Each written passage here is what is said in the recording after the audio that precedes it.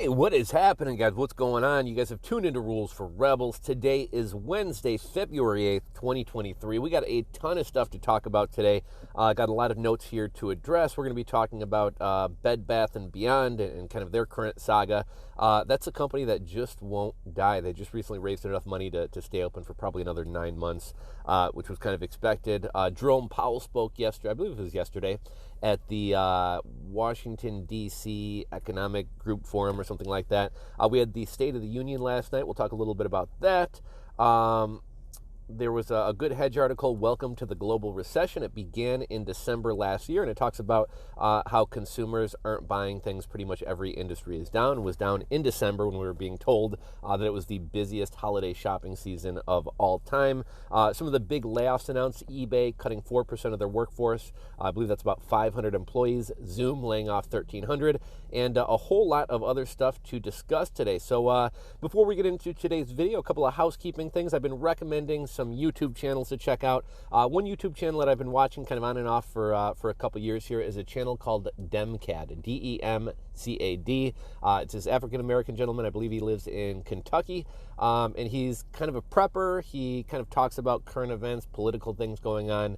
I just really enjoy his channel. He's got a very kind of calming, kind of soothing way of talking. He has interesting insights on issues, and it's just kind of him talking in front of the camera. No fancy production value, but kind of a cool channel.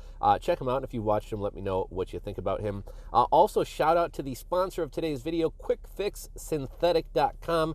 Link in the description box below. QuickFix Synthetic makes products to help you pass a drug test. They have their famous QuickFix Synthetic urine kit, which really easy. You pop it in the microwave for 10 seconds. It's got a temperature gauge. It's got a warming pack, guaranteed to help you pass a drug test. If you got a saliva swab test, they have a mouthwash for that. And if you have a hair follicle test, they have something for that as well. They also sell detox drinks. Check them out, QuickFixSynthetic.com. Link in the description box below. They ship quickly, and they have a 100% customer satisfaction guarantee. Let's talk about the markets yesterday. Markets closed up 265 points, or I'm sorry, the Dow closed up 265 points. NASDAQ closed up 1.1%. S&P 500 closed up 1.29%. Top cryptos were trading up a couple percent. I think Ethereum was up 3 or 4% in a day. Bitcoin up about 2%. There is one, I guess, ETF that I've been looking at. If you guys are kind of, like me, maybe you've been sitting on cash, you're not really sure where the market's going to go, you're kind of scared to lump sum invest right now, check out a fund. I believe it's a JP Morgan fund called JEPI, J-E-P-I.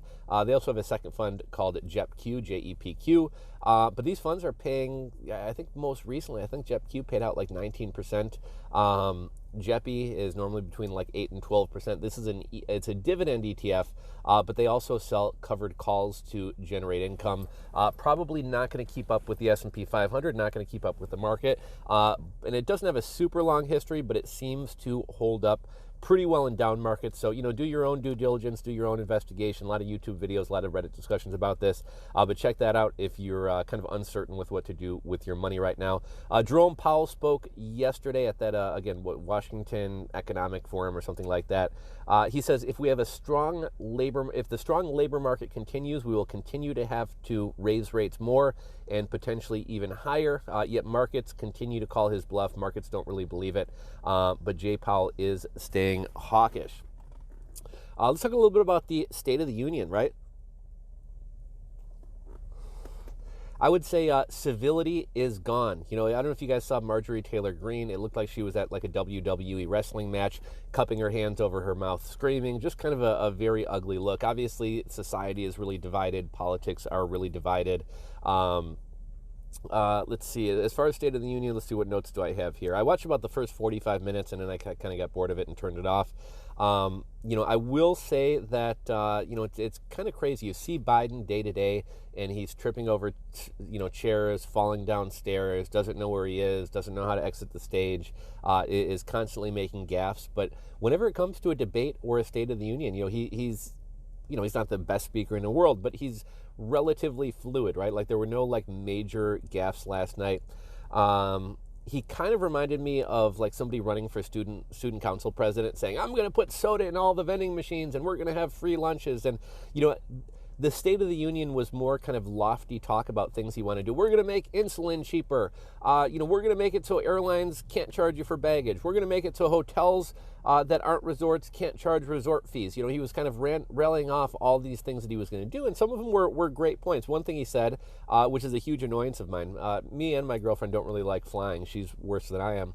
But obviously she likes us to sit together. Even if you're not scared of flying, I think you would probably like to sit with the person you're traveling with.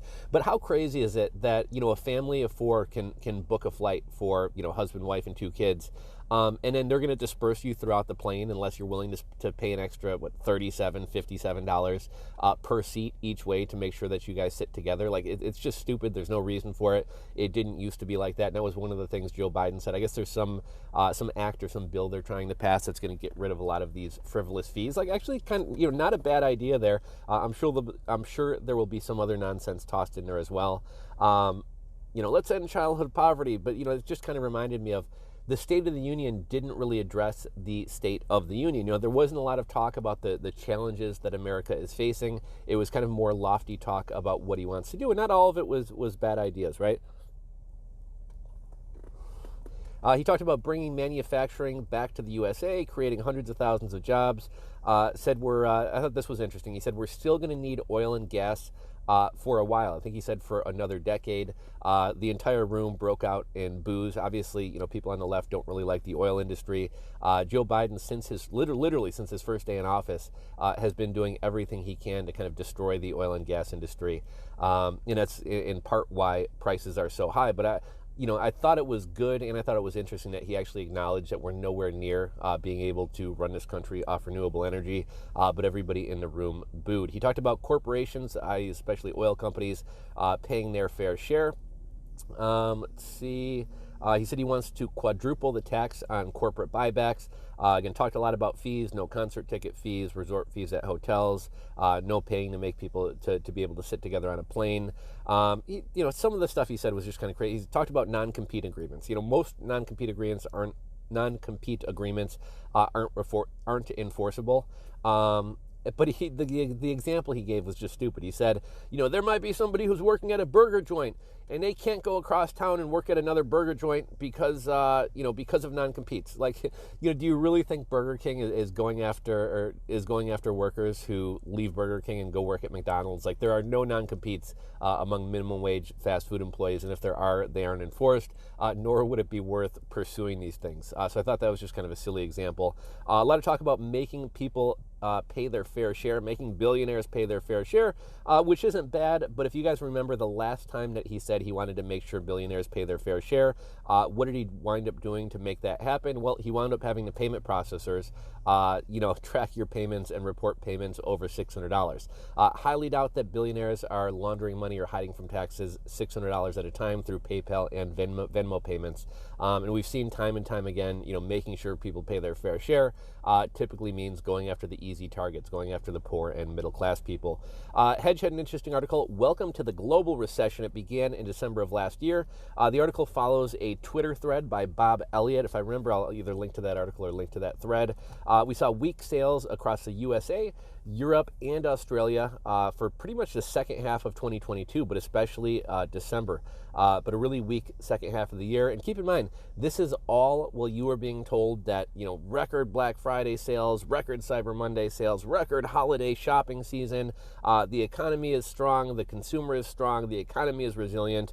That's what we were being told, but that wasn't really the case. Food sector down just under 1%, 0.9%. Food stores down slightly. Gas stations down 4.6%. General merchandise down 0.8%.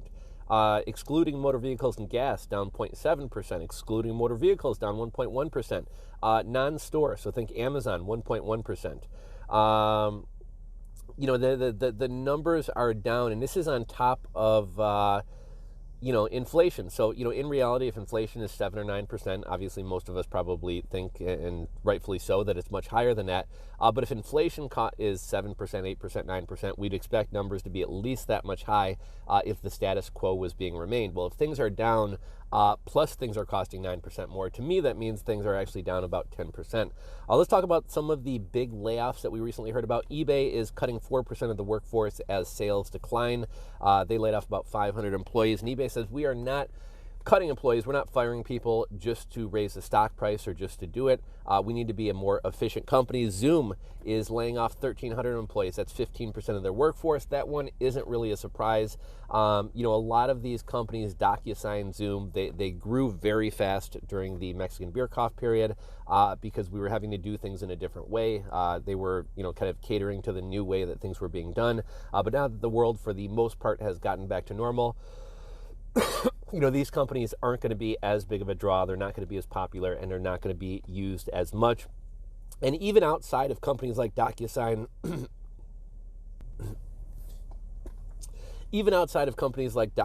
and tech companies and companies that kind of really catered towards what needed to be done during the beer cough period, it seemed like every company thought that this boom would never end, grew too much. If you look at the amount of planes Amazon bought, the amount of warehouses Amazon opened, and obviously things have kind of slowed down now that things are going back to normal. As far as layoffs, thus far this year, 2023, we've had 313 tech companies have laid off employees. That's a total of 97,520 total employees laid off.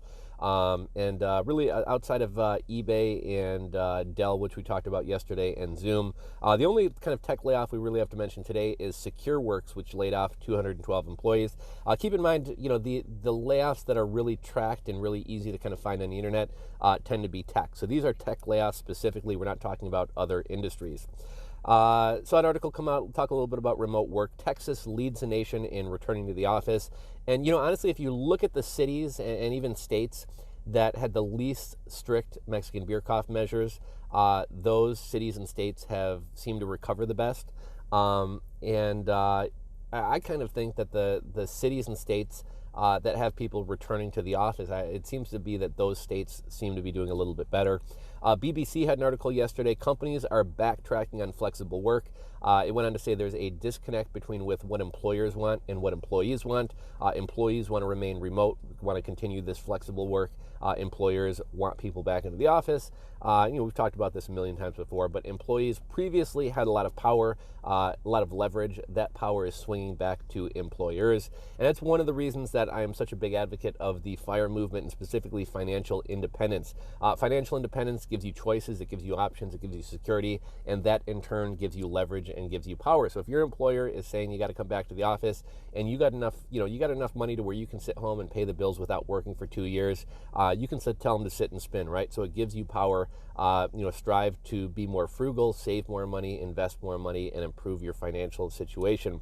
Saw another article come out the other day. 82% of millennials have regrets in buying their homes. These regrets include things like spending too much money on a home, spending too much money on upkeep. They paid too high. They paid too much. Interest rates are too high. They have a bad neighbor. That could happen in any economic environment. Or their home value decreased, right? Like, even if you're going to be in a home for 5 or 10 years, people don't like the idea that they're losing, that they're down money on their home. Again, that kind of takes away flexibility. If a great job opportunity came up and they wanted to move, they're kind of stuck in that home, or at the very least, they have to rent that home.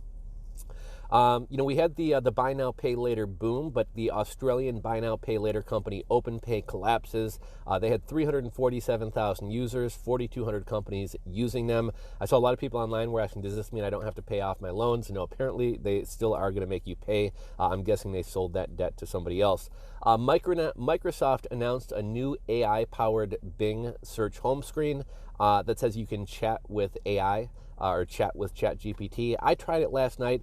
It looks like it would be somewhat like ChatGPT or AI, but when I actually would ask it questions, it would just take me to a normal search page. So I'm not really sure what all the hype about that is about. Pinterest dropped quite a bit. Pinterest dropped about 6% overnight on weak earnings. Could be a bad sign for other companies, right? Like a lot of people who sell on Etsy advertise on Pinterest. So Pinterest could be kind of a bellwether that, Etsy, I think Etsy reports earnings on like the 23rd of February. I'm going to guess that Etsy's earnings aren't going to be great. Jim Cramer came out recently and said the economy is heading for a soft landing, which means we should all be worried. Meta has asked managers to get back to making things things and working or leave. Mark Zuckerberg had recently said he doesn't like managers managing managers, and the company just needs to be much more streamlined and much more efficient. This one kind of ties into the sponsor for today's video, QuickFix synthetic urine. Link in the description box below. There was an article yesterday, and we've been hearing about this for a few weeks. Positive marijuana drug tests among truck drivers are growing at alarming rates. In 2022, 41,000 truck drivers tested positive for weed. That is a 32% increase over 2021. And you know what's kind of crazy? I always thought being a truck driver would be kind of a cool job. I could see it being something that I would do. I don't know that I would want to do it forever, but I think it would be a cool way to kind of see the country, see a lot of different places, while making some money. If I brought my girlfriend along with me, we could kind of turn it into a road trip. If you're independent, you can kind of work as little or as much as you want. So I thought it would be kind of a cool thing where, let's take a load out to California, hang out for a couple days, find another load to bring back to Chicago, go travel around, see some different places. But the one thing that has kept me from doing that is I like smoking my weed, right? Like I don't drink, but weed is my thing. Let's see. This was interesting. Millennials are starting to move out of their homes. So even though most signs in the economy are pointing to a weakening economy and that we're either in a recession or quickly heading into one, more adults are moving out of their parents' homes. Let's look at the rate. In the early 2000s, about 10% of millennials, or I guess they weren't millennials, right? In the early 2000s, it would have been, I think, Gen Xers. But in the early 2000s, about 10% of young people were living at home. Between 2020 and 2022, that number grew to almost 18%. It's dropped down a little bit. It's currently somewhere between 15 and 16%. And apparently, moving home during the Mexican beer cough allowed people to save money, pay down debt, or pay down student loans. And we're also slowly starting to see rents come down a little bit. So that may be why young people are moving out of their homes. Either that or just the past 2 or 3 years, they're sick of living with their parents, and even if they're going to struggle, they're willing to move out and have their own space and some privacy. So I thought this was interesting. Union membership reaches new lows, and this is despite an increased interest in organized labor. The reason is not necessarily what you'd expect. It's not because people expect retaliation from management.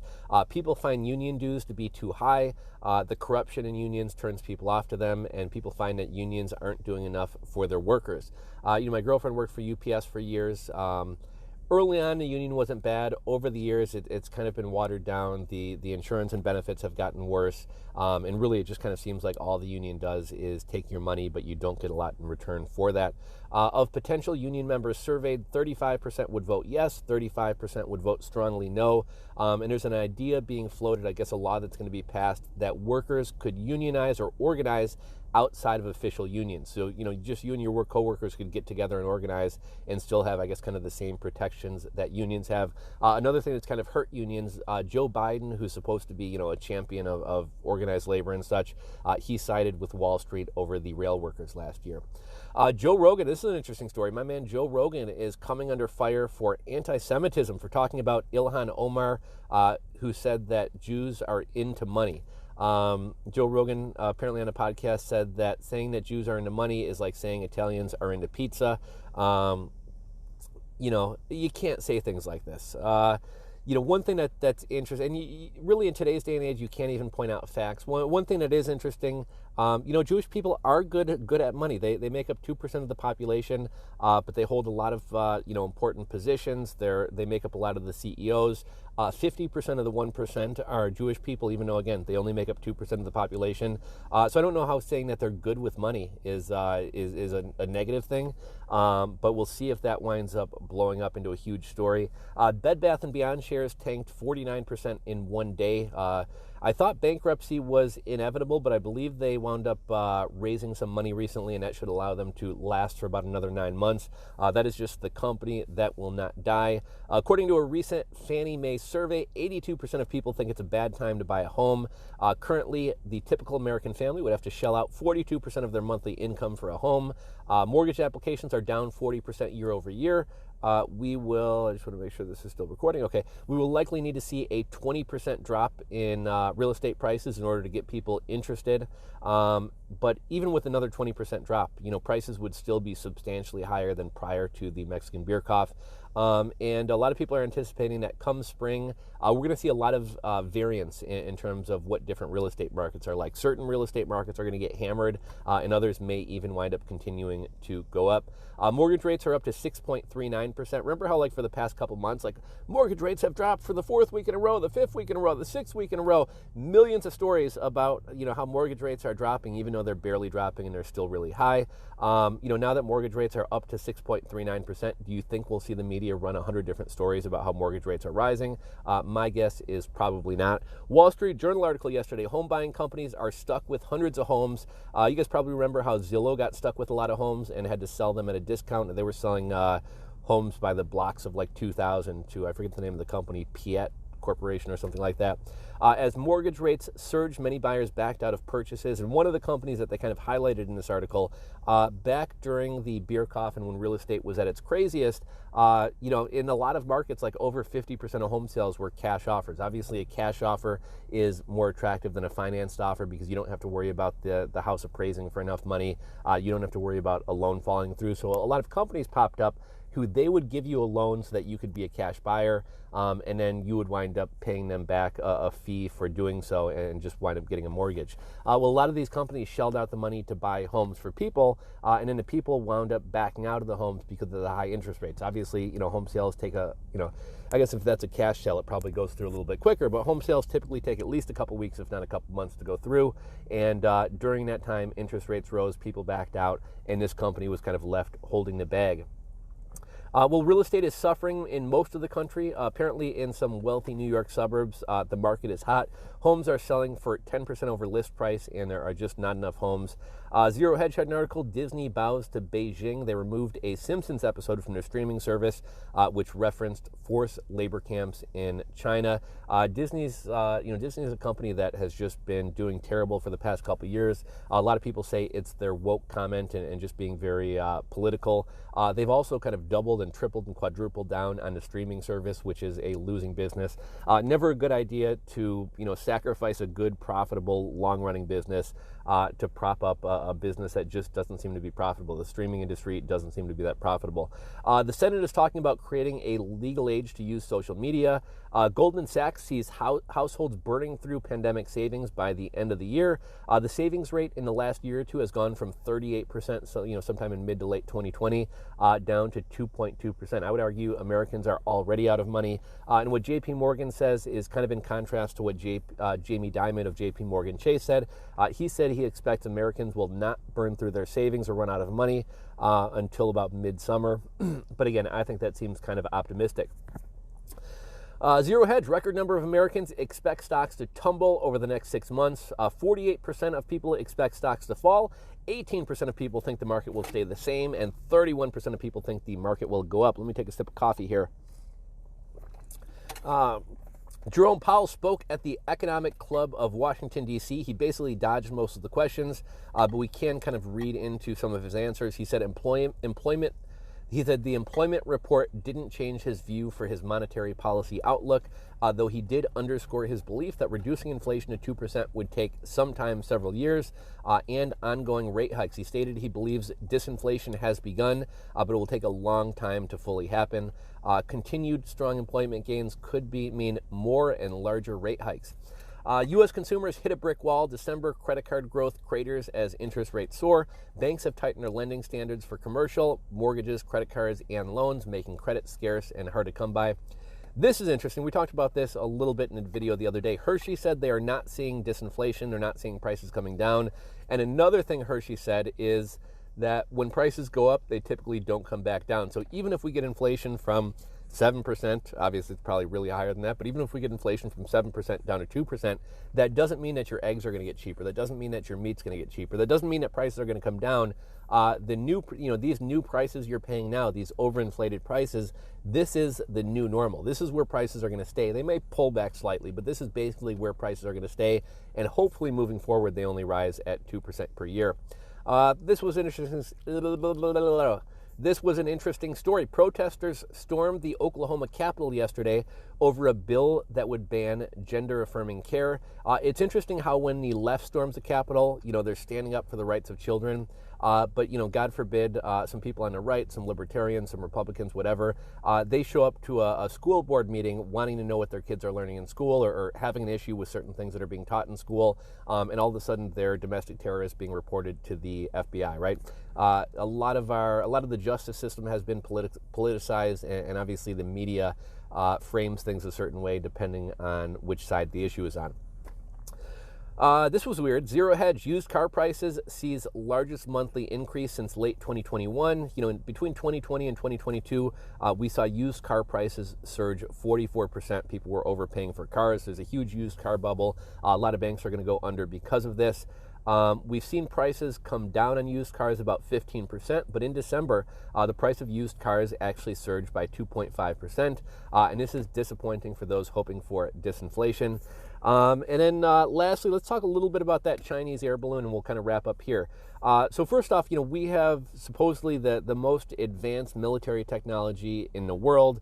We're 20 to 40 years ahead of China from what we're told. But how does a Chinese spy balloon wind up entering our airspace? What are we spending all this money on sophisticated technology for if Chinese balloons can just float into the U.S.? It's now come out that they're saying, oh, well, there were Chinese balloons floating all over the U.S. during the Trump administration as well. So either A, why didn't they inform him? I guess they're saying that they didn't find out about it until after he was already out of office. That seems kind of weird. But, either A, why is the Pentagon and why is the DARPA, or what is it, the United States Aerospace Department or whatever, why are they keeping things from the president? Or are they so incompetent that they just don't know that things are entering our airspace? Was this done to take the heat off Biden? This whole story is really kind of weird, but I did see yesterday Navy divers had pulled up like the remains of the balloon from the ocean. So that's the stories for today. I hope you guys enjoyed the video. Be sure to check out the sponsor, QuickFix Synthetic. I can't say my THs, guys, sorry. QuickFixSynthetic.com. Link in the description box below. They can help you pass a drug test. If you enjoyed the video, do me a favor, hit that thumbs up button. It helps it get out to more people. And if you're not subscribed to the channel and you want to see more daily videos like this, hit that subscribe button down below and ring the bell. As always, appreciate you guys watching. Thanks for watching, and I will catch you on the next video, guys. Later. Peace.